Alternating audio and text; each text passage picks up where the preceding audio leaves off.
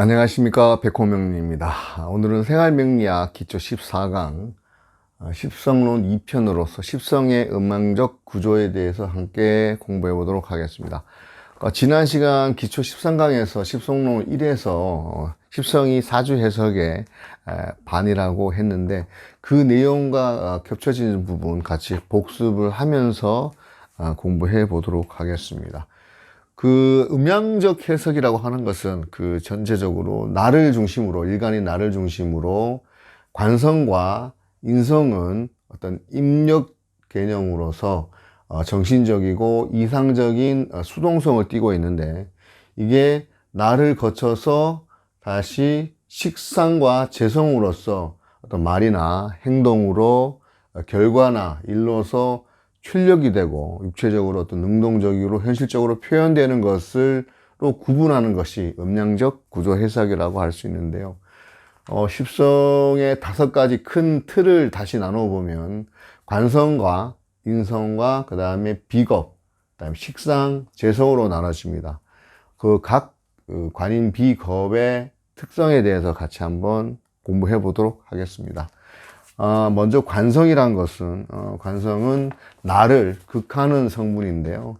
이게 기본적으로 시대에 따라서 바뀌어지는 공통적인 어떤 개념, 그러니까 정부라든지 그 다음에 나를 지켜주는 어떤 나라, 국가, 이런 개념으로 해석할 수 있습니다.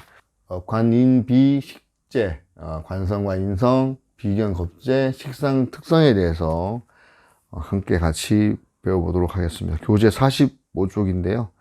비견의 경우에는 일간의 성능, 배기량이 많은 것으로서 유지비, 그러니까 어떤 배기량, 자동차를 치면 배기량에 해당되는데, 운이 안 좋으면 유지비가 많이 들고 좋으면 성능의 몇 배를 얻게 된다 해서 성능을 몇 개 얻게 된다라는 걸 갖다 득템했다라고 하는데, 비견이 있고 식상도 강력하면 잘 달리는데, 그런데 비견이 있고 식상이 없어도 빨리 달리기는 합니다. 그리고 식상이 약한 것은 평소에 잘 달리지 않는다는 뜻인데, 식상이란 게 비견하고 같이 했을 때는 기회가 오면 잘 쓰는 성분이고요. 그래서 비견은 어찌됐든 자동차로 치면 배기량에 해당되는데, 이 배기량이 식상이 있으면 배기량이 높고 빨리 달릴 수 있다는 뜻이고, 식상이 없어도 비견은 기본적으로 배기량이 높기 때문에 유지비는 많이 든다, 이렇게 이해를 하시면 되겠고요.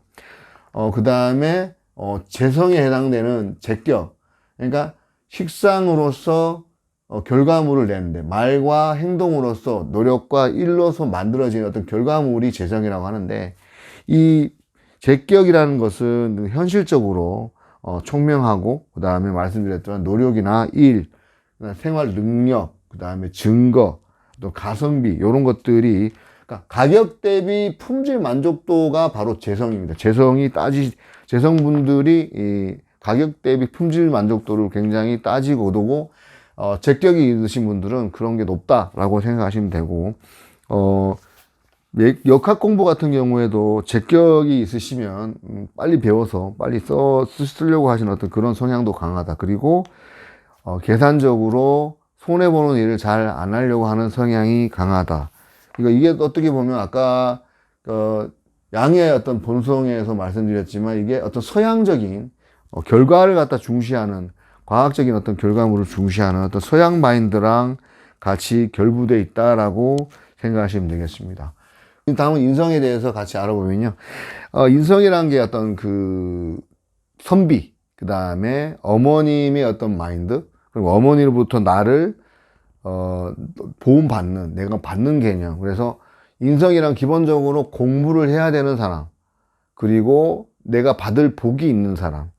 그래서 내가 받을 복이 있다 보니까 조금 게으를 수도 있는 성향인 인성인데요. 또 똑똑할 수 있으나, 이제 재성으로 보면 비현실적인 어떤 똑똑함. 일단 인성이라는 게 정신적인 어떤 그런 부분하고 연관이 있기 때문에, 결과를 내는 재성이 되는 사람이 보면은 좀 덜 똑똑해 보일 수 있다, 그런 내용인데요. 어릴 때는 재격, 식신, 재살이 똑똑한데, 이게 우리나라 교육 시스템 같은 경우에 대학 입시 전까지 어떤 그런 재성적인 교육 시스템이 이런 결과를 내고 빨리 따지는 이런 것들에 그 익숙한 거인 반면에 앞으로는 우리가 지금 이 명리를 공부하는 것과 마찬가지로 어떤 인성적인 어떤 그런 정신적인 어떤 그런 충만을 추구하는 이런 것들로 그 교육 시스템이 바뀌어가지 않을까, 바뀌어야 된다라고 또 생각하시는 분들도 많고, 제 개인적으로도 결과의 어떤 급급한 내용보다는 인성을 함양시키고 인성을 강화시키는 교육이 더 옳다고 생각을 하고 있습니다. 어떻게 보면 이 인성이 영혼의 어떤 그런 내 마음의 정신적인 풍요를 이끌어내는 그런 공부가 아닌가 생각되고요. 그래서 여기 보시면 인성이 많으면 게으르고 받고 싶은 마음, 욕심이 많은 반면에 식상은 바쁘고 그냥 주려고 하고, 인성이 나를 가장 도와주는 성분이고 식상은 나를 뺀다, 힘을 뺀다 이렇게 되어 있는데요. 인성은 나의 영혼이다. 그리고 이 영혼이 있으니 바라는 것, 욕심이 많고 그런 이 반면에 무인성은 욕심이 없다. 이렇게 이해하시면 되겠습니다. 인성에 대해서 교재 내용에 보시면 인성은 선비기질이고 공부를 잘 할 수 있는 인자를 가지고 태어난 사람, 배움이고 인간성이라고 하는데요. 재성으로 보면 이 재성에 보는 사람들을 봤을 땐, 재격인 사람들을 봤을 땐 더 똑똑할 수 있으나 비현실적으로 똑똑하다라고 이제 생각을 하는 게 어떤 결론을 내는 것에 비해서 어떤 정신적인 어떤 그런 것을 추구하기 때문에 비현실적이라고 생각하는 어떤 그런 부분들이 재성인 사람들이 인성의 공부를 보고 그렇게 덜 똑똑하다라고 생각할 수 있다고 하지만, 최근까지 어떤 교육 시스템이 대입 전까지 재성적 교육 시스템이라 그러면 앞으로는 인성적인 교육 시스템이 도입되어서 인성의 어떤 창의력이 요구되는 시대가 곧 다가오고 있다라고 생각이 되고, 인성이 많으면 기본적으로 또 게으르고 받고 싶은 마음, 그리고 욕심이 많은 반면에 식상은 바쁘고 그냥 주려고 하고, 인성은 나를 가장 도와주는 성분인 반면에 식상은 내가 이제 어떤 힘을 빼야 돼. 내 힘을 빼는, 이거 도와주는 성분이고 이거는 나의 힘을 빼는 어떤 그런 성분이다라고 보시면 되겠습니다. 다음은 관성에 대해서 확인해 보겠는데요. 이 관성은 편관과 더불어서 이 관성에 대해서는 그 뒤에 조금 더 길게 무관성과 함께 같이 한번 봐야 될 것 같습니다. 관성이란 게 우리가 태어난 지구, 이 지구 자체를 관성으로 보면, 그러니까 이 음양의 어떤 내용 중에서도, 그러니까 금과 토가 예를 들어서 관성이고 뭐 인성이라고, 그러니까 정신적인 부분이라 그러면 이게 정신적인이라고 보면 이 목과 당장 보여지는 어떤 자라나는 목, 그 다음에 문명의 어떤 그 화가, 이게 그러니까 현실적인, 그러니까 정신세계라 그러면 이거는 문명이라고, 정신이고 문명이라고 보시면 될 것 같습니다.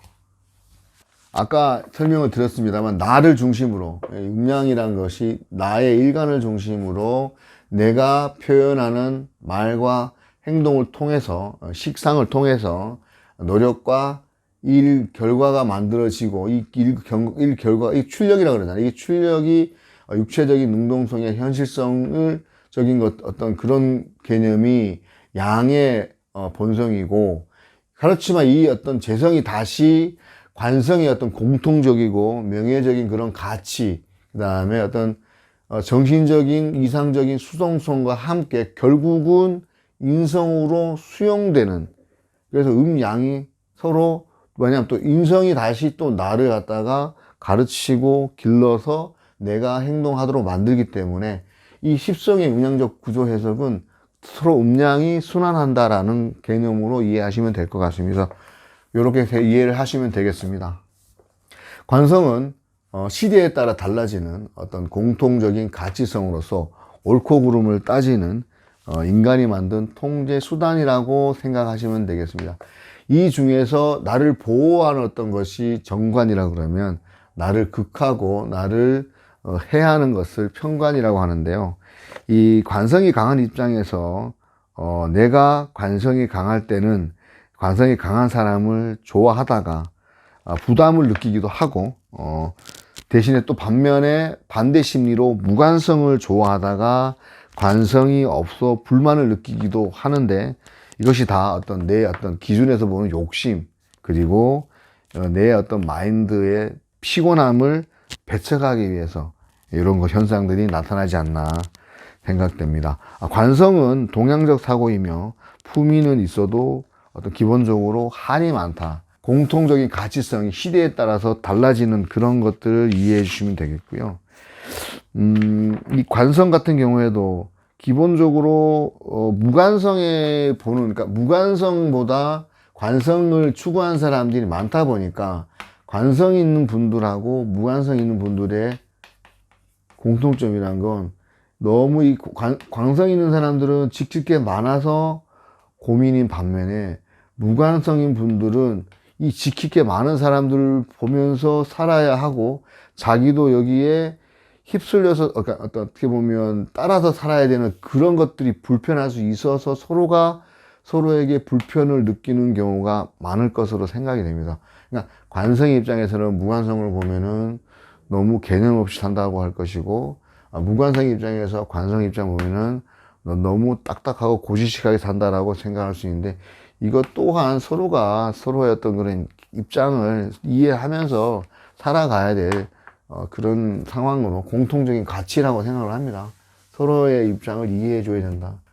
십성의 음양적인 구조는 기본적으로 일간을 중심으로 해서 관성과 인성으로서 정신적이고 이상적인 수동성이 입력으로 해서 나에게 들어오면, 이것이 다시 나의 식상과 상관으로서 표현과 양식, 말, 행동으로 인해서 결과물, 즉 재성이 완성이 돼서 출력이 되는, 그래서 육체적이고 능동적이고 현실적인 어떤 결과물을 나타내는 것으로 양의 본성을 구분할 수 있습니다. 하지만 이 내용들이 다시 공통적인 가치인가, 재성이 다시 공통적이고 명예적인 그런 가치로 입력이 되고 다시 이게 결과적으로 정신적으로 수용이 된 다음, 이것이 나에게 다시 들어오는 음양의 순환적인 구조로 이해하시면 되겠고요.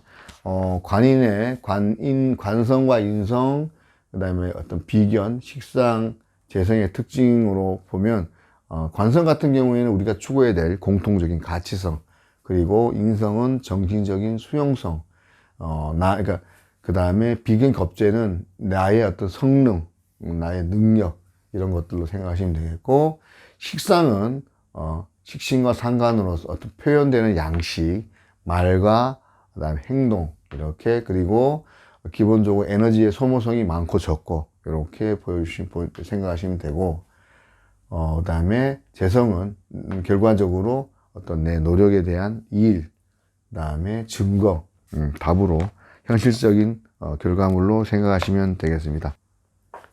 이상으로 생활명리학 기초 14강, 십성론 2편, 십성의 음양적 구조 해석에 대해서 같이 배워봤는데요. 기본적으로 이 내용들은 계속 반복이 될 거고, 십성이라는 게 어떤 마음자리, 그리고 정신적인 소통을 이해하는 과정으로 굉장히 중요한 것이라는 것을 서로 깨닫고 같이 계속 공부를 해 보도록 하겠습니다. 다음 시간에 뵙겠습니다. 시청해 주셔서 감사합니다.